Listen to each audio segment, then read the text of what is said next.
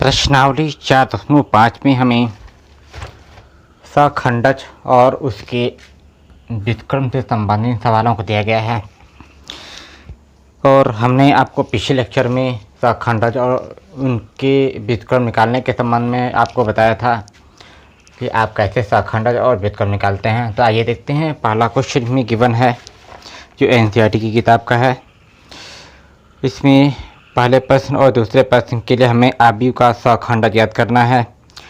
तो बहुत ही सिंपल है और हम लोग सखंडज ज्ञात करेंगे और समझेंगे कैसे आसानी से निकाल सकते हैं। तो हमने आपको बताया था कि जब 2 × 2 कोटि के आव्यूह के सखंडज निकालना होता है तो सबसे पहले तो आप ये देखिए कि जब 2 × 2 कोटि का है तो विकर्ण के अवयवों को परस्पर बदल देते हैं, लेकिन उनके विपरीत और विकर्ण के अवयवों को बिना बदले चिन्हों को परिवर्तित कर देते हैं। अर्थात यदि 2 × 2 कोटि का, जैसे यहाँ आप देख रहे हैं 2 × 2 कोटि का है, तो इसको हल करने के लिए या आप सिंपल समझिए, इसमें जो एनसीईआरटी की किताब में ट्रिक बताया गया है उसमें ये बताया गया कि किसी भी 2 × 2 कोटि के आव्यूह का सखंडज निकालने के लिए यदि बिना सखंड की सहायता से सखंडज निकालते हैं तो इस विकर्ण के अवयवों को आपस में इंटरचेंज कर देते हैं, यानी कि बदल देते हैं। और इस तरह के जो विकर्ण के अवयव हैं इनको बिना इंटरचेंज किए इनके चिन्हों को बदल दिया जाता है। ठीक है, तो इस प्रकार से हम देखते हैं कैसे प्राप्त होता है। तो सिंपल सी चीज़ है। देखिए ये जो लिखा है 1 2 3 4, तो हमने क्या किया, इस विकर्ण के अवयवों को आपस में इंटरचेंज कर दिया। ये 4 1 के स्थान पर 1 4 के स्थान पर, और 2 और 3 को बिना इंटरचेंज किए इनके चिन्हों को बदल दिया। तो यह हमें प्राप्त हो गया इस आव्यूह का सखंडज। अब यदि हमें उस नियम से निकालना हो जो नियम किताब में दिया गया है तो उसके लिए क्या करना पड़ेगा, दूसरी मेथड का रहा था। ये भी बहुत सिंपल है, हमने आपको समझाया था। तो देखिए सबसे पहले आपको निकालना होता है इस आव्यूह के सभी अवयवों का सखंड, उसके बाद चिन्हों को लेकर के सखंडज निकालते हैं। तो देखिएगा क्या करना है। सबसे पहले सखंड निकालेंगे। अब सखंड निकालने से पहले हम उसका सारणिक निकालते हैं। तो सबसे पहला काम है कि यदि हम इस आव्यूह के सभी अवयवों का, जैसे 1 2 3 4 दिया गया है, इस आव्यूह के सभी अवयवों का हम सखंड निकालें।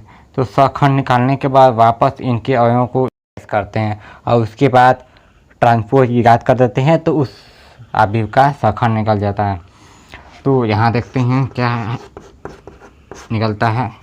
1 का मतलब है, इस 1 का नाम है A11।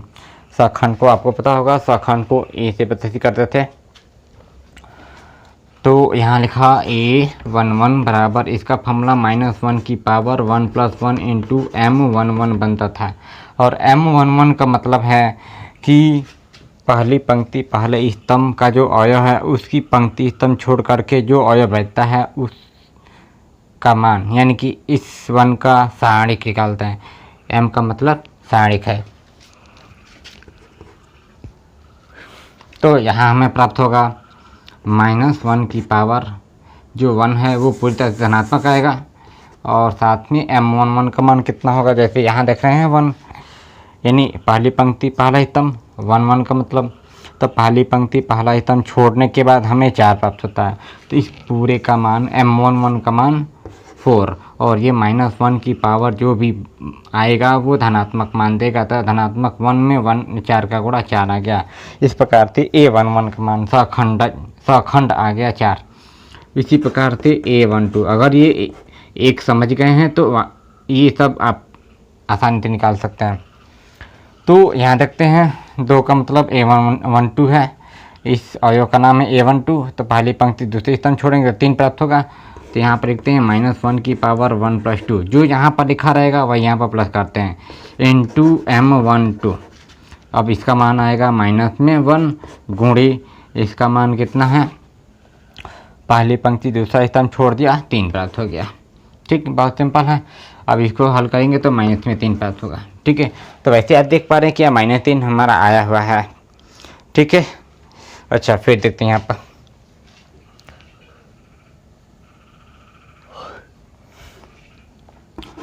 A21 बराबर -1 की पावर -1 की पावर 2 + 1 इंटू M21। तो यहाँ से हमें प्राप्त होगा -1 की पावर जो भी आएगा वो माइनस में देगा, और 21 का मतलब दूसरी पंक्ति पहला स्तंभ, तो दूसरी पंक्ति पहला स्तंभ छोड़ने पर 2 प्राप्त होता है, तो यहाँ लिख दिया 2, और ये देगा हमें माइनस में 2। ठीक है, बिल्कुल आसान है। अब दूसरा तीसरा चौथा निकालते हैं। A22 बराबर -1 की पावर 2 + 2 इंटू M22। अभी कितना आएगा माइनस, ये -1 की पावर 2 + 2 का मतलब 4 का सम है, तो इसलिए धनात्मक, तो धनात्मक 1, और M22 का मान कितना, ये देखिए दूसरी पंक्ति दूसरा स्तंभ छोड़ने पर हमें 1 प्राप्त हुआ, ये आएगा 1। ठीक, अब इन सभी मानों को यदि हम यहाँ पर रिप्लेस करते हैं तो यहाँ लिखेंगे ADG ऑफ A बराबर, कैसे निकालते हैं, जो हमने सखंड निकाले हैं उन सबको वहीं पर रिप्लेस कर देंगे। अर्थात A11 का मान है 4, A12 का मान है -3, तो यहाँ लिखेंगे -3, और 21 का मान है -2, तो ये दूसरी पंक्ति पहला स्तंभ 21 का मतलब, तो यहाँ लिखेंगे -2, और A22 का मान है 1, और इसका अगर हम ट्रांसपोज निकाल देंगे तब जा कर के हमारा आंसर मिलेगा ADJ ऑफ A, यानी A का सखंडज। तो देखते हैं कितना आता है, तो ये हमें प्राप्त हुआ। अब इसको ट्रांसपोज करने का मतलब जितनी भी पंक्तियाँ या जितने भी स्तंभ हैं उनको इंटरचेंज करना, यानी कि पहली पंक्ति या दूसरी पंक्ति सब पंक्तियों को स्तंभ बनाना। तो 4 - 3 को लिखेंगे पहले वाले स्तंभ में, और -2 और 1 को लिखेंगे दूसरे स्तंभ में। तो इस प्रकार से हमें देखिए ये प्राप्त हो गया, यही हमने निकाला है। ठीक है, तो आप चाहें तो दोगुनी दो कोटि के आव्यूह का सखंडज निकालने के लिए विकर्ण के अवयवों को आपस में इंटरचेंज कर दीजिए, और बचे हुए जो विकर्ण हैं इस तरह से इनको बिना इंटरचेंज किए इनके चिन्हों को परिवर्तित कर दीजिए। अगर यहाँ माइनस रहता तो इसको लिख देते प्लस, और ये लिख देते माइनस। ठीक है, मतलब दोनों अगर धनात्मक है तो दोनों को ऋणात्मक लिख दो।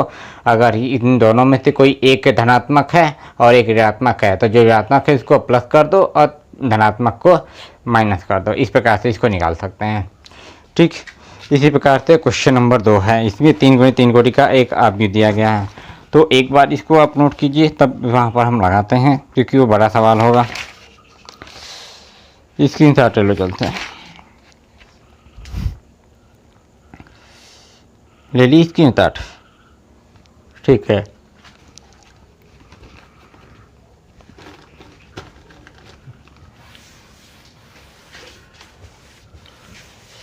अब देखते हैं दूसरा क्वेश्चन। दूसरे क्वेश्चन में 3 × 3 कोटि के आव्यूह दिया गया है। प्रश्न 2, इसमें लिखा है 1 - 1 2 2 3 5, और तीसरी पंक्ति में लिखा है -2 0 1। हमें इस आव्यूह का सखंड निकालना है। तो बहुत ही आसान है और ध्यान से समझेंगे सभी बच्चे। सबसे पहले आप निकालेंगे सखंड, और सखंड निकालने का तरीका हम आपको बता चुके हैं। A11 बराबर, इसका फार्मूला -1 की पावर 1 + 1 इंटू M11 बनता है, और यहाँ पर ये आएगा धनात्मक, और धनात्मक 1 × M11 का मतलब देखिए, ध्यान समझिए, M11 का मतलब पहली पंक्ति पहला स्तंभ, तो पहली पंक्ति पहला स्तंभ छोड़ देंगे, पहली पंक्ति पहला स्तंभ छोड़ने पर 3 501 बचेगा। और इस 3501 को आप वज्र गुणन विधि से ही गुणा करके यहाँ लिखेंगे। तो इस 3 का 1 में गुणा 3 हुआ और 0 का 5 में गुणा 0, मतलब कि 3 माइनस 0, तो ये हमें देगा कितना 3, तो यहाँ लिखेंगे 3। अब ये आएगा 3 कम 3। ठीक, समझ आया, बात क्लियर है। हम निकालते हैं A12। A12 का मतलब पहली पंक्ति दूसरा स्तंभ, और इसका फॉर्मूला बनता है -1 की पावर 1 + 2 इंटू M12। अब यहाँ मान रखते हैं तो ये हमें ऋणात्मक में 1 देगा, और M12 का मतलब पहली पंक्ति दूसरा स्तंभ छोड़िए, जो बच गया उनको वज्र गुणन विधि से हल कीजिए। तो 2 5 माइनस 2 1 बचेगा, तो 2 का 1 में गुणा 2 माइनस 2 का 5 में गुणा -10, दोनों धनात्मक हो जाएगा। तो 10 और 2 12, यहाँ लिखेंगे गुणे 12, और यह हमें देगा माइनस में 12। आसान लग रहा है। इसी प्रकार से A13 निकालते हैं। इसका फॉर्मूला -1 की पावर 1 + 3 इंटू M13। अब -1 की पावर 1 + 3 हमें 1 देगा, और 1 3 का मतलब M13। इसकी पंक्ति स्तंभ छोड़ते हैं, पहली पंक्ति तीसरा स्तंभ, पहली पंक्ति तीसरा स्तंभ, तो हमें प्राप्त हो रहा है 2 3 -2 0। तो 2 का 0 में गुणा 0 हुआ, अब -2 का 3 में गुणा -6। ये माइनस हम नीचे से ऊपर जाने के लिए लगाते हैं। तो ये कुल मिला करके वैल्यू आएगी 6, और ये हमें देगा +6। ठीक है, इसी प्रकार और निकालते हैं। अब निकालेंगे A21 बराबर, इसका फॉर्मूला बनेगा -1 की पावर, ऊपर लिखता हूँ। ठीक है,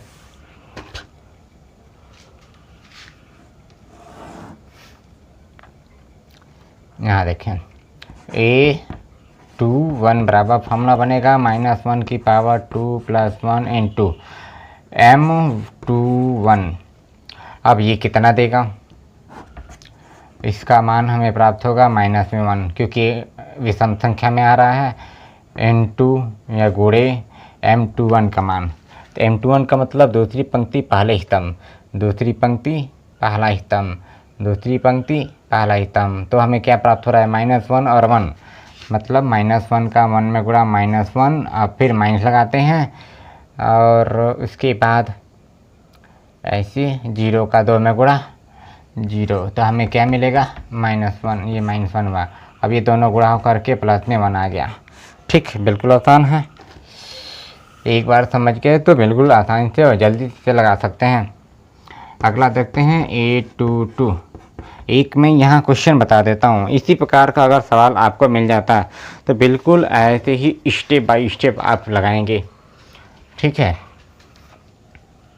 A22 मतलब कि -1 की पावर 2 + 2, जो यहाँ लिखा रहेगा उसी को यहाँ जोड़ना है, इंटू M22। और M22 का मतलब है दूसरी पंक्ति या दूसरे स्तंभ से संबंधित अवयव का सारणिक, तो उसकी पंक्ति स्तंभ छोड़ करके ही उसका अवयव का सारणिक उप सारणिक निकालते हैं।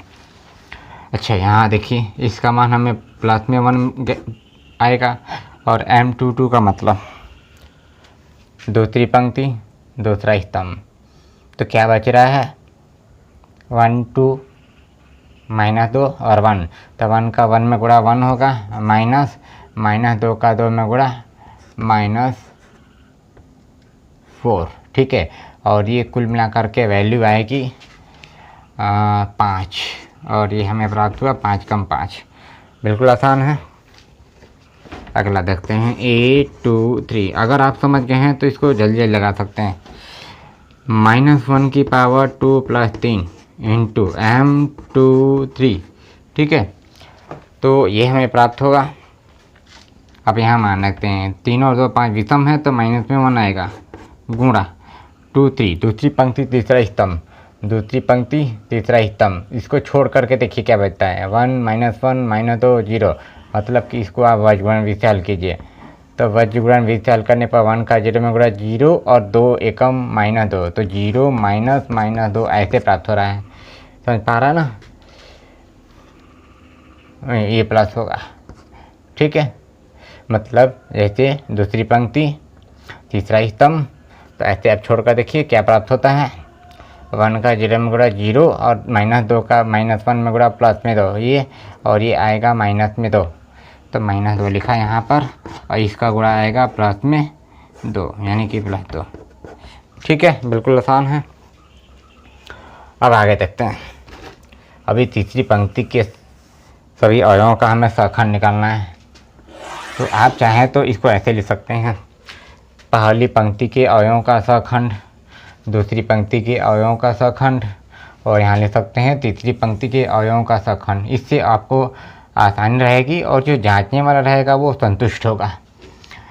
तो यहाँ निकाला A31 बराबर -1 की पावर 3 + 1 बनेगा इंटू M31, और ये हमें क्या देगा, -1 है ना, गुणा M31 का सखंड कितना आएगा, तीसरी पंक्ति पहला स्तंभ, तीसरी पंक्ति पहला स्तंभ, तो -1 का 5 में गुणा -5 माइनस 3 दूना के 6, 6 5 11 माइनस में 11, और -11 का -1 में गुणा हो जाएगा तो प्लस में 11 आएगा।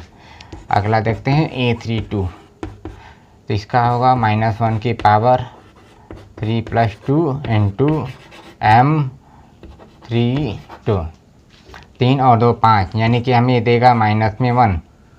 ठीक है, अच्छा यहाँ पर देखिए गलती हुआ है, 3 और 1 4 हो रहा है, मतलब ये धनात्मक आएगा, तो ये आएगा माइनस में।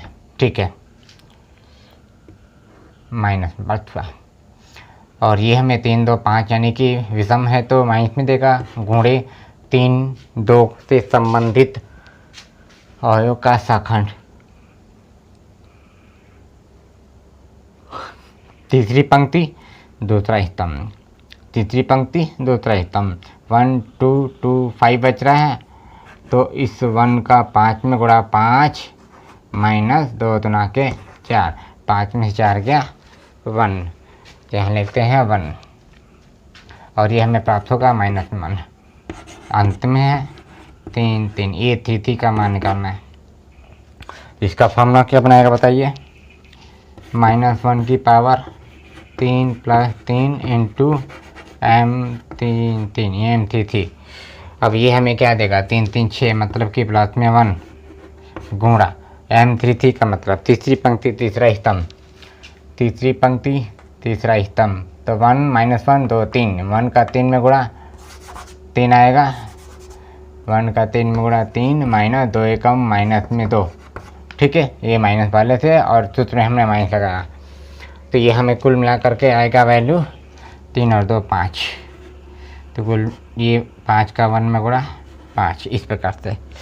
अब क्या करना है हमें, अब हमें इस सभी सखंड को जो जिसने इस पंक्ति स्तंभ के रूप में था उसको वहीं पर रिप्लेस करेंगे, और उसके बाद उसको ट्रांसपोज निकाल देंगे, तब जाकर के इस आव्यूह का सखंड प्राप्त होगा। तो सबसे पहला चीज़ हम इसको वहीं पर रिप्लेस करते हैं।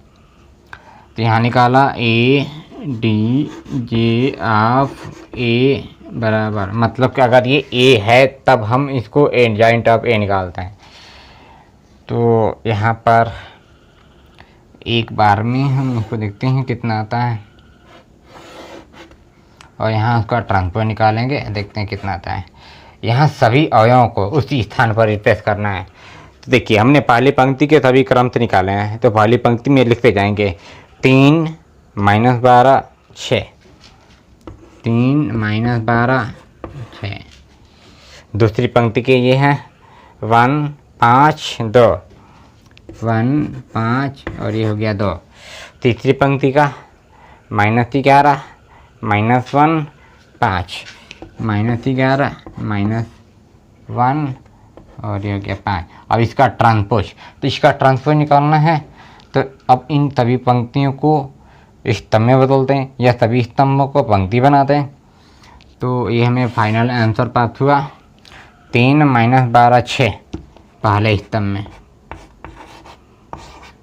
दूसरी पंक्ति को दूसरे स्तंभ में 1 5 2, और तीसरी पंक्ति को तीसरे स्तंभ में -11 -1 और ये हो गया 5। इस प्रकार से ये फाइनल आंसर बात का। ठीक है, बिल्कुल आसान है, नोट कर लीजिए इसको, स्क्रीन शॉट लो जल्द से। ठीक है, मिटाता हूँ। तो प्यारे बच्चों, अब देखते हैं क्वेश्चन नंबर 3। इस प्रश्न में हमें कहा गया है कि 1 और 2 क्वेश्चन नंबर 3 और 4 में सत्यापित कीजिए कि a into adjoint of A बराबर adjoint of A into A बराबर सारणिक a इंटू आइडेंटिटी के बराबर है। ये हमें सिद्ध करना है। तो तीनों प्रकार के भागों को सिद्ध करके हमें ये दिखाना है कि क्या इस सारणी के आधार पर हम इस तीनों भागों को सिद्ध कर सकते कि नहीं। पहला लिखा है a into A D J of A बराबर A D J of A into A बराबर सारणिक a इंटू आइडेंटिटी। इससे पहले मैंने आपको एग्जाम्पल नंबर 24 कराया था, जो बिल्कुल इसी तरह से आपको सिद्ध करना है। तो आपने पढ़ा था कि एग्जाम्पल नंबर 24 में जो आपने सत्यापित की थी एक सारणी को लेकर के, उसमें हमने 2 भागों को सिद्ध किया था। इसमें 2 भाग दिया था और वो था a into A D J of A बराबर सारणिक a इंटू आइडेंटिटी के बराबर सिद्ध करना था। तो सबसे पहले हम ये देखते हैं कि यदि a का यानी a आव्यूह का ए डी जे ऑफ ए उसके खंडक के साथ गुणा करते हैं तो वह सारणिक a इंटू आइडेंटिटी के बराबर आता है कि नहीं आता है, ये हमें दिखाना है करके। ठीक है, तो चलिए ये देखते हैं, इसको हल करते हैं। प्रथम भाग से लेकर के देखेंगे और फिर द्वितीय भाग से, उसके बाद तृतीय भाग वाला भी इसको सिद्ध करना है। तो यहाँ पर कुछ तीसरे क्वेश्चन में हमें 2 गुणे 2 कोटि का आव्यूह दिया गया है। तो सबसे पहला काम होगा, या तो आप एक काम कीजिए, इस सारणी का जो कि 2 गुणे 2 कोटि का आव्यूह जो कि 2 गुणे 2 कोटि का है, इसका आप टिक के आधार पर, जो हमने बताया था कि इस विकर्ण के अवयवों को आपस में इंटरचेंज करते हैं और बाकी जो विकर्ण के अवयव हैं उनको बिना इंटरचेंज किए उनके चिन्हों को परिवर्तित करते हैं, ये भी कर सकते हैं। तो यही हम कर देते हैं। यहाँ पर ए डी जे ऑफ ए बराबर हमें मिलेगा, 2 को -6 पर लिखेंगे, -6 को 2 पर, तो -6 2 और 4 3 को बिना बदले इनके चिन्ह को परिवर्तित कर देंगे, क्योंकि दोनों धनात्मक हैं तो दोनों ऋणात्मक में लिख देंगे, ये इस प्रकार से। ठीक है, ये ध्यान रहेगा कि इस प्रकार के विकर्णों को आपस में उनके चिन्हों के साथ ही इंटरचेंज करते हैं। ये -6 है तो इसको 2 पर लाते हैं, तो -6 को -6 ही लिखेंगे। अब ऐसा नहीं है कि +6 यहाँ लिखिए, ऐसा नहीं है। इस विकर्ण के अवयव को ही चिन्ह बदलते हैं, इनको बिना बदले। 3 नहीं है, यहीं रहेगा, बस ये प्लस है तो यहाँ लिख दिया माइनस। इसी प्रकार से 4 प्लस है तो इसको लिख दिया -4। समझ गए? अच्छा, अब प्रथम भाग से हमें क्या करना है। अगर मान लेते हैं कि ये बराबर है, ये a बराबर है और एडजॉइंट ऑफ a निकाल दिया हमने, तो a into A D J of a निकालता है, a into A D J of a, यानी प्रथम भाग से। प्रथम भाग से a into A D J of A D J of A बराबर a का मान 2 3 4 -6, 2 3 4 -6, और ये है b का मान, b का मान नहीं, ए डी जे ऑफ ए, इसको यहाँ लिखा ऐसे -6 -3 -4 और ये हो गया 2। ठीक, अब गुणा करते हैं। गुणा करना आपको आता ही होगा। पहली पंक्ति पहला स्तंभ, 2 छक्का 12 माइनस में 12 हो गया, फिर प्लस लगाया, 3 चौको 12 माइनस में हो गया 12। ठीक है, बिल्कुल आसान है। ठीक, अच्छा एक काम, और ये वैसे तो हमको लगता है कि ये 1 आना चाहिए, तो इसको चेक कर लेते हैं।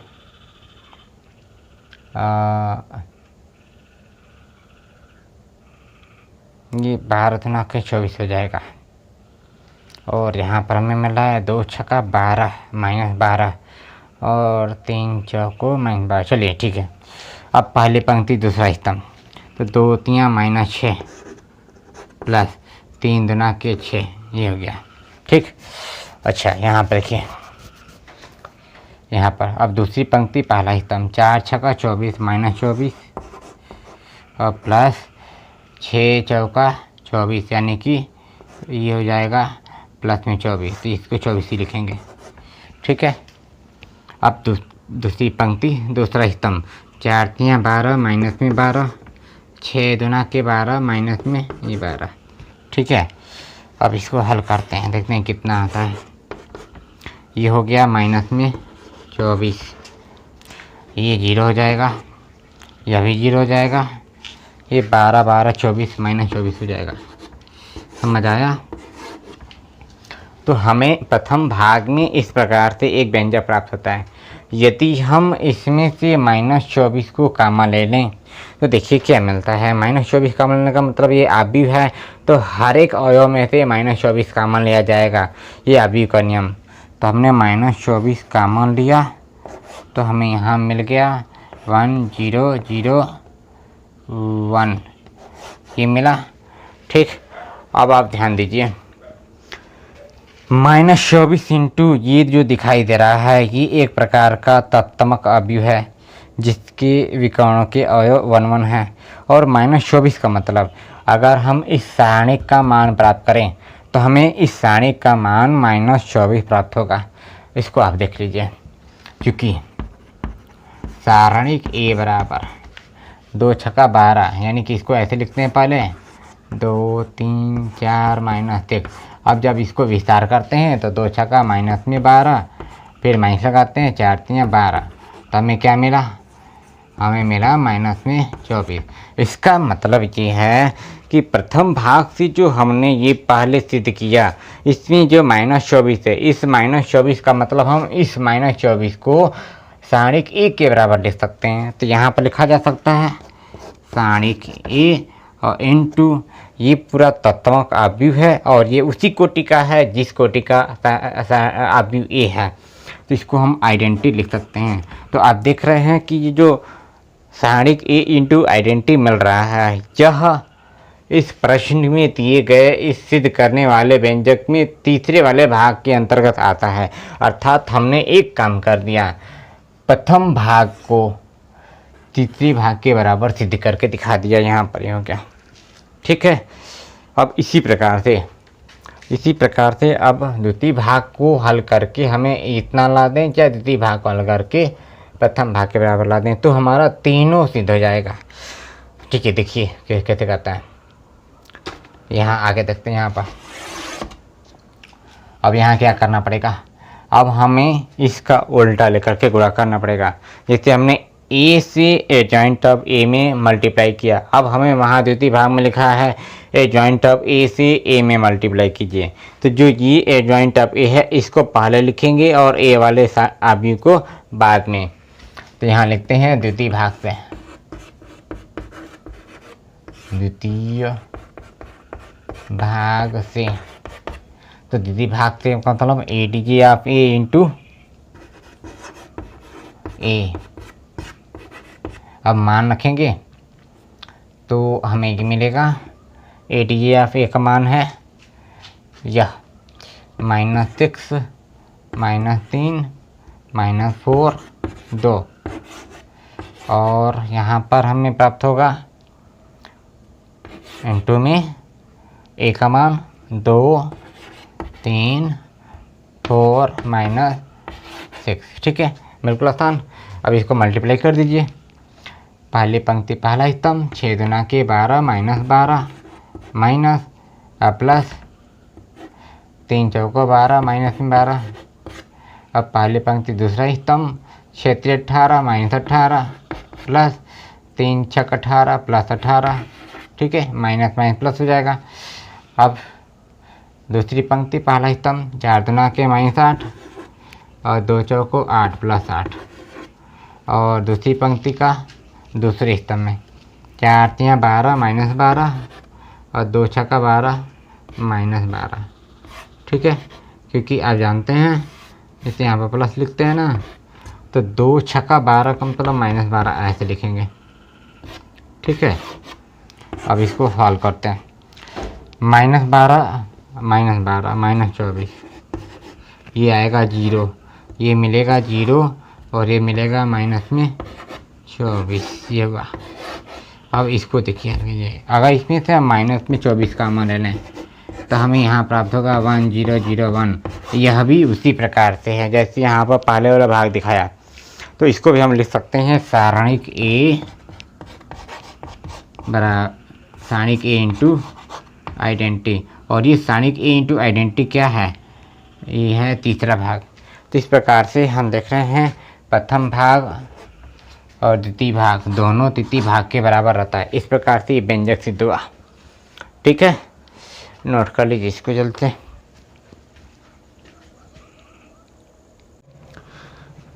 इसी प्रकार एक और क्वेश्चन है हमारे पास, क्वेश्चन नंबर 4। इस क्वेश्चन नंबर 4 में भी वही हमें उस व्यंजक को सिद्ध करना था।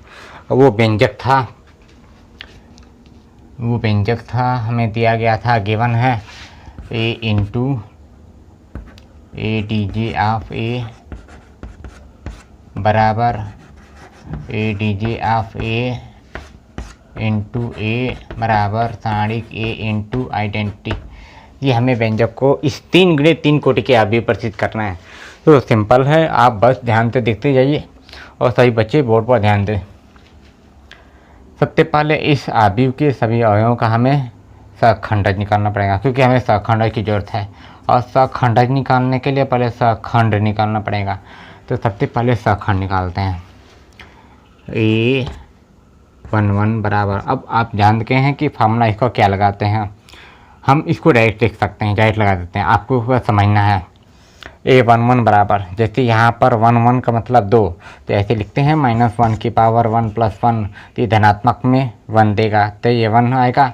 उसके बाद जब हम लिखेंगे M11, जैसे मैं एक करके दिखा देता हूँ, -1 की पावर 1 + 1 इंटू M11 लिखते हैं ना, तो इस प्रकार से अब इसका मान आएगा 1 गुणा M11 का मतलब पहली पंक्ति पहला स्तंभ छोड़ करके देखते हैं क्या प्राप्त होता है, उसको वज्रगुणन विधि से हल करते हैं। तो पहली पंक्ति पहला स्तंभ छोड़ दिया, ये दोनों प्राप्त हुआ, ये ऐसे, तो 0 का 3 में गुणा 0 और इसका इसमें गुणा 0, मतलब सब मिला करके 0, तो 0 आएगा, तो हमें कुल वैल्यू कितनी देगा, 0।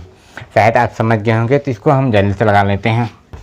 A12 बराबर, ये हमें माइनस में देगा, क्योंकि 1 और 2 जोड़ने पर जैसे हम 1 पर 2 लिखेंगे तो हमें माइनस प्राप्त होगा, इसका मतलब कि ये माइनस में आएगा, तो -1 गुणा, अब यहाँ लिखते हैं M12, ये लिखा है ना, तो M12 का मतलब पहली पंक्ति दूसरी स्तंभ, पहली पंक्ति दूसरी स्तंभ, तो हमें 3 - 2 1 और 3 प्राप्त हो रहा है। 3 का 3 में गुणा 9 और 1 का 2 में गुणा -2, तो 9 - -2 बराबर होगा 9 2 11, यहाँ लिखेंगे 11, तो हमें कितना प्राप्त हुआ, -11। इसी प्रकार से A13 बराबर, यह हमें कितना देगा, धनात्मक 1 गुणा 13 से संबंधित पंक्ति स्तंभ छोड़ते हैं, 13, 3 का 0 में गुणा 0 और इसका में गुणा 0, ये भी 0 आएगा, तो ये आ गया 0। समझ आया? अब तक हमने पहली पंक्ति के एक समझ गए हैं, तो बिल्कुल आसान से लगा सकते हैं। अगला देखते हैं A21 बराबर, इसका फार्मूला जो बनेगा वो 21 विषम संख्या है, तो माइनस में 1 देगा, और दूसरी पंक्ति पहला स्तंभ छोड़ दिया, तो -1 2 0 3, -1 का 3 में गुणा माइनस में 3 -2 0 का 2 में गुणा 0, कुल मिला करके माइनस में 3, और ये हमें कितना देगा, प्लस में 3, ये प्लस में 3 आया, ठीक है, समझ आ रहा है? इसी प्रकार A22 बराबर, ये हमें धनात्मक 1 देगा, और दूसरी पंक्ति दूसरा स्तंभ छोड़कर देखना है, तो दूसरी पंक्ति दूसरा स्तंभ, दूसरी पंक्ति दूसरा स्तंभ, तो 1 2 1 3, इसका इसमें गुणा 3 माइनस 1 का 2 में गुणा 2, 1 आया तो 1 बराबर कुल मिला करके 1। एक और है दूसरी पंक्ति का A2 3 बराबर A2 3, दूसरी पंक्ति तीसरा स्तंभ, और 3 2 5 होता है विषम है, माइनस में 1 आएगा गुणा दूसरी पंक्ति तीसरा स्तंभ, दूसरी पंक्ति तीसरा स्तंभ का मतलब दूसरी पंक्ति तीसरा स्तंभ, 1 माइनस 1 1 0, इसका इसमें गुणा 0 माइनस इसका इसमें गुणा माइनस में 1, और ये आएगा धनात्मक 1, और इसका गुणा करेंगे तो माइनस में 1 इसका इसमें। ठीक है, ओके। अब आगे देखते हैं तीसरी वाली पंक्ति के अवयवों का। A3 1 बराबर, ये 3 1 4 सम संख्या है तो प्लस में 1, और तीसरी पंक्ति पहला स्तंभ, तीसरी पंक्ति पहला स्तंभ, इसका इसमें गुणा प्लस में 2 आया माइनस 2 0 0 बराबर कितना आया 2, यहाँ लिखेंगे 2 बराबर 2 एकम 2। इसी प्रकार से A3 2 बराबर, ठीक है, समझ आ रहा है। 3 2 मतलब तीसरी पंक्ति दूसरा स्तंभ, और ये 3 2 5 विषम है तो ये हमें क्या देगा -1 गुणा 3 तीसरी पंक्ति दूसरा स्तंभ, तीसरी पंक्ति दूसरा स्तंभ, तो क्या बच गया, ऐसे छोड़ने पर 1 का -2 में गुणा -2 माइनस 3 दूना के 6, 6 2 8 माइनस में 8, और 8 एकम प्लस में 8, समझ आया। अगला है 3 3, ये 3 का मतलब 3 3 6 सम संख्या, प्लस में 1 आया, और तीसरी पंक्ति तीसरा स्तंभ छोड़ना है, तीसरी पंक्ति तीसरा स्तंभ, 1 का 0 में गुणा 0 माइनस 3 का -1 में गुणा माइनस में 3 माइनस में प्लस, प्लस में 3 बराबर 3, इतना है। ठीक है, दोबारा इसको प्रैक्टिस करेंगे, रिवीजन करेंगे, बिल्कुल क्लियर हो जाएगा। जो पढ़ता लिखता है या जो इसको समझता है वही इसको अपने दिमाग में बैठा सकता है। कोई भी चीज़ रटने से याद नहीं होता, ये ध्यान रखिएगा, बल्कि समझने और अभ्यास करने से याद होता है। अब इसके बाद इन सभी सखंड के अवयवों को इसमें रिप्लेस करके उसका ट्रांसपोज निकालेंगे। तो यहाँ लिखते हैं, अभी तक हम निकालेंगे ADJ ऑफ A, तो ADJ ऑफ A बराबर कैसे निकाला जाएगा, सभी अवयवों को रिप्लेस करते हैं। तो देखिए क्रम से हमने पहली पंक्ति का यहाँ से यहाँ तक निकाला है, तो हमें मिला है 0 -11 0 0 -11 0। दूसरी पंक्ति की ये है 3 1 -1 3 1 -1, ठीक। तीसरी पंक्ति के 2 8 3 2 8 3, इस प्रकार। अब इसका हमें अभी तक ट्रांसपोज निकालना है, तो ये हमें प्राप्त हुआ 0 -11 0 0 -11 0, पहली पंक्ति का पहला स्तंभ, दूसरी पंक्ति का दूसरा स्तंभ, 3 1 -1, और तीसरी पंक्ति को तीसरा स्तंभ, तो 2 8 3, ये हमें प्राप्त हुआ। ठीक, ये हमें सखंड मिल गया। अब यहाँ निकालते हैं प्रथम भाग। जैसे पहले वाले क्वेश्चन को जो 2 गुणे 2 कोटि का था उसको हल करने के लिए काम किए थे, वैसे यहाँ पर भी काम करना है। तो प्रथम भाग से,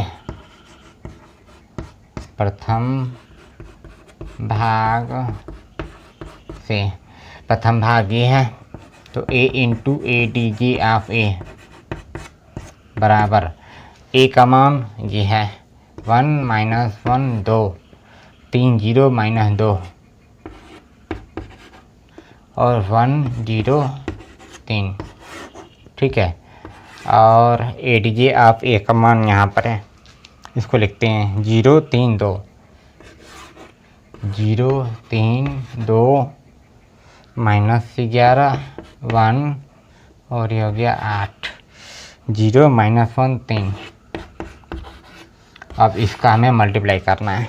तो हमने आपको सिखाया है 3 गुणे 3 कोटि के अवयवों का गुणनफल ज्ञात करना, तो आप इसको निकाल सकते हैं।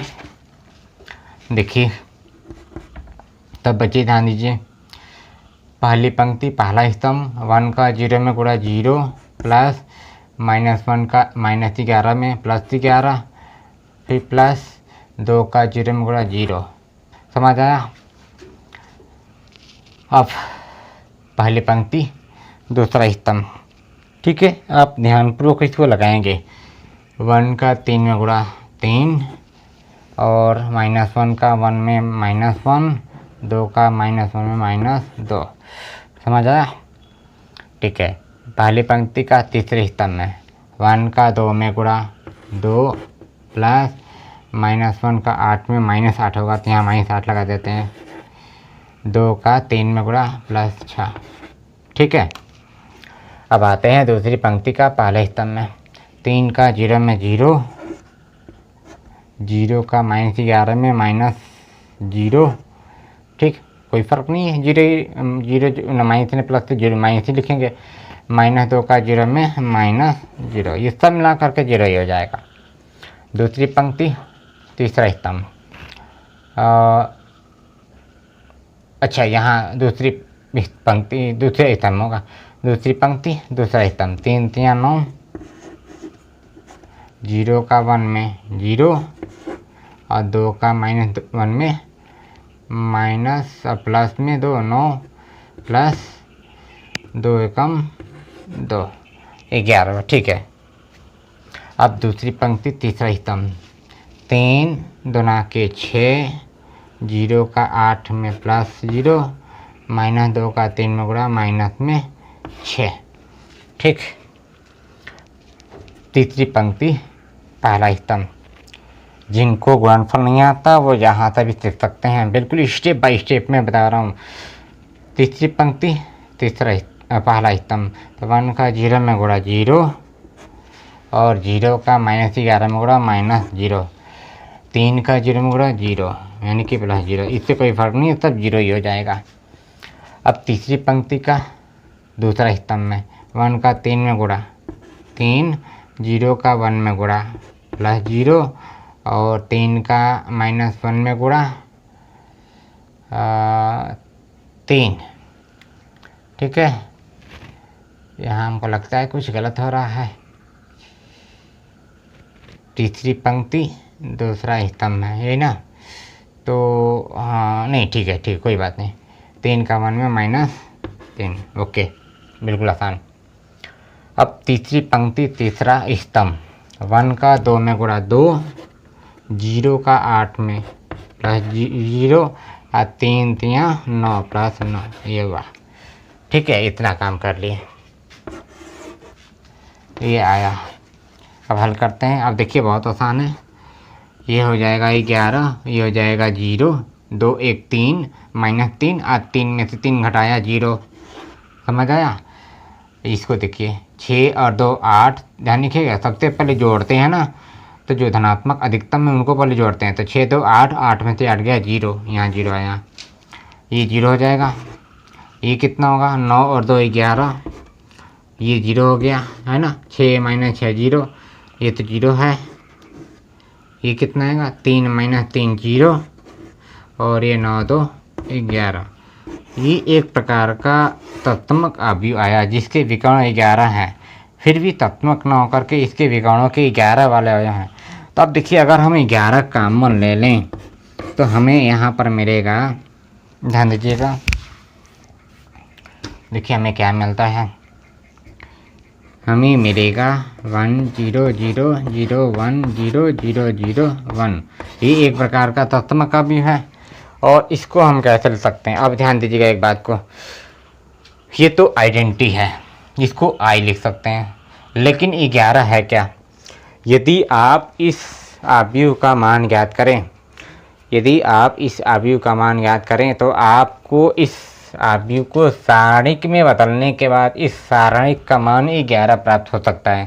तो यहाँ देखते हैं, चूँकि सारणिक ए बराबर, हमने क्या किया, दूसरे स्तंभ के अंदिश विस्तार कर रहा हूँ, ध्यान दीजिएगा, दूसरे स्तंभ के अंदर विस्तार करते हैं। तो यहाँ ये जो 0 0 है, इससे संबंधित जो पंक्ति स्तंभ होगी वो सब 0 हो जाएगा। और बस केवल -1 से संबंधित पंक्ति स्तंभ लेकर के हल करेंगे। तो देखिए इसका चिन्ह प्लस होता है, इसका माइनस प्लस, आपको पता होगा।